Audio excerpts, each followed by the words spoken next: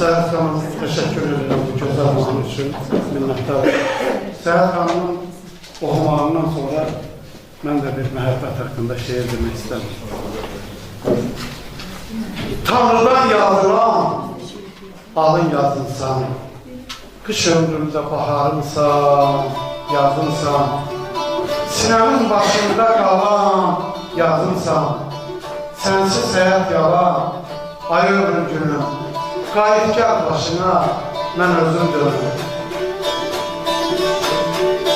Bilirsən ki, qəlbimdəsən, birdəsən, gözüm yolda qalır, qayıt, bircəsən.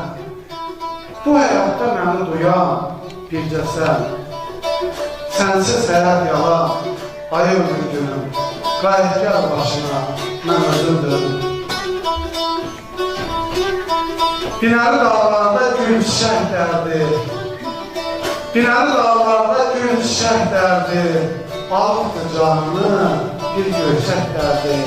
De, şair necə çəksin bu dərdi, sensiz həyat yalan, ay ömrü günüm, qayıtgah başına mən özüm dönüm, qayıtgah başına mən özüm dönüm.